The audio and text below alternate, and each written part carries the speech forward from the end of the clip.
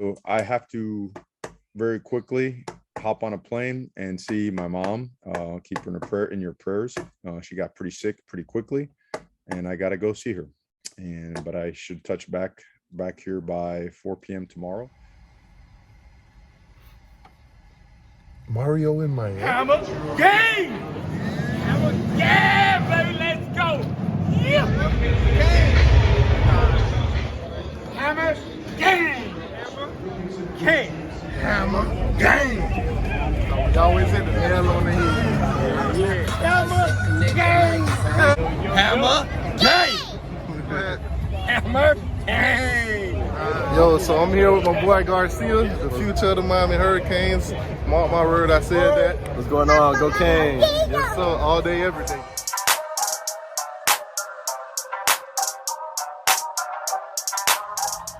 Okay, so first of all, prayers up for Mario Cristobal's mom. As you can hear, you know, she's sick. He's coming to Miami now.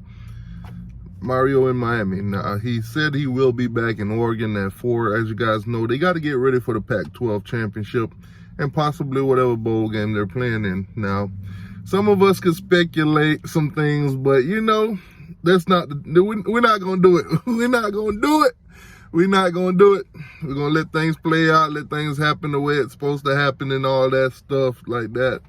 You know, I'm not saying that Mario Cristobal is coming to Miami to sign paperwork, or I'm not going to say that he's coming down here to basically line up his job for next year. I'm not saying none of that.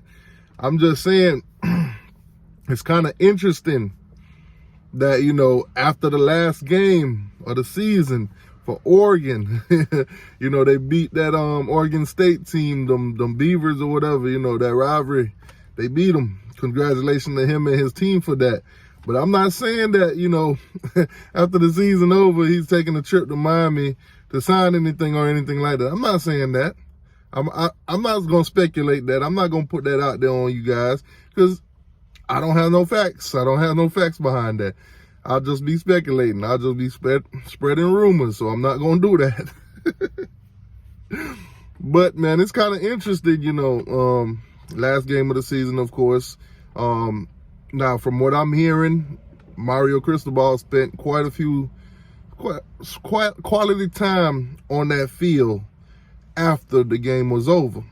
Maybe it's reminiscing the season. Maybe it's reminiscing his career here on this field for the last time. Who knows? Who knows? But, you know, it's pretty interesting, you know. If you guys are living under a rock, well, his mom is in Miami. His mom is in Miami. So for him to take a flight to go see his mom, to, you know, check on her, make sure she okay or whatever the case may be, you have to take a flight to Miami. So we'll see what comes of that. Now, chaos, absolute chaos. Yes, chaos. The Oregon Twitter boards went up in smokes last night. Went crazy. Why is Mario going to Miami? Why all of a sudden his mom been sick forever and now all of a sudden the season is over and, you know, we still got, you know, Pac-12 championship. We still got this guy going on and he's trying to go to Miami. Is this foretelling that he's going to go take the Miami job? Is he going to replace Manny Diaz? Listen, Oregon fans are going crazy. They probably see the writing on the wall, folks. They probably see it. They don't want him to be an ibis. They want him to continue to be a duck. Oh my God, man. That Twitter, listen. Do not mistake this video for T2Y saying Mario is coming to Miami to sign anything. I'm clearly joking. I don't know if it's true or not. It possibly could be that. It possibly could be that. But do not say that I said that. Please don't do that. Now, Oregon won their game pretty well. You know, Mario spent some time on the field with his boys, you know, throwing the ball out there. You know, it is what it is. But Miami yesterday. Let's talk a little bit about Miami. This video was mostly to focus on the Mario Cristobal thing, but we could talk about a little bit of Miami here. I know a lot of you guys saw some great performances yesterday. I mean, Oscar-winning performances yesterday. Absolutely Oscar-winning performance yesterday. by all, well, not all, by some of the players for the Miami Hurricanes. What are you talking about, Tito? Oscar performance. They perform every week pretty well I'm not talking about on the field. I'm talking about on Twitter. On Twitter. Yes. I don't know. A lot of you guys are saying, wow, Manny Diaz, you got the players out here begging for your job. If you was on Twitter last night, you clearly saw a let's keep Manny Diaz moment going. I don't know if Manny Diaz got to the players and say, guys, look, the writing's on the wall. A lot of y'all are still going to be here next season, but I probably won't. Everybody want me fired for all the wrong reasons. But I think we want him fired for all the right reasons, because we've been seeing diagrams from ESPN putting up Manny's records and all of his bad accolades. He ain't got no good ones, so they got to put up the bad ones. He ain't got no good ones. So we've been seeing it. ESPN been putting it out there. It is what it is.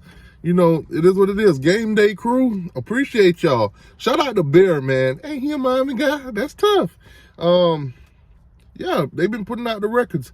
And it's no surprise to us Miami fans because we follow the team. So we know the statistics. But for everybody else in the world to see it and be like, wow, that guy down there is terrible. What is Miami doing? You know, all these coaches' job is opening up. Everybody's getting a head start. Look at LSU throwing that money at Lincoln Riley. Look at Mel Tucker getting an extension. Look at James Franklin getting an extension. Look at Hugh Freeze getting that extension. Cincinnati coach Lou Fickell, he's staying where he's at, getting that money. That's tough. Billy Napier to Florida. That's been the buzz since they fired Dan Mullen, clown self. What else? It's a lot of coaches getting fired and moved around. Ed Orgeron, LSU didn't waste no time. TCU, Sonny Dykes, our own offensive coordinator who did coach that game against Duke yesterday is putting his own staff together. I'm talking about, yes, Rhett Lashley. He's going to SMU to be the head coach, and he's taking some coaches with him, allegedly. Now, yesterday, it was foretelling for some of the Miami Hurricane staff. As you guys can see, they're taking pictures with all the players in their groups, in their position groups and stuff like that. Isn't that foretelling? It's all over Twitter. When have Miami ever done that?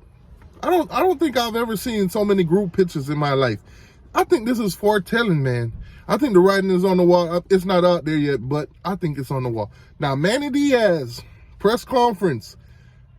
Gary Foreman kind of lit him up a little bit, asking him, hey, did anybody tell you you're secure? Did anybody tell you about your future here at the Miami Hurricane? Are they telling you that you will be back? And Manny Diaz, of course, the politician that he is, he's not going to answer that straight up. He's not going to say, yeah, the board of trustees told me, yeah, man, I'll be back next. No, he's not going to say that. Of course, if you watch Manny Diaz's press conference, of course, he's going to tell you his focus is on the weeks to prepare for Duke.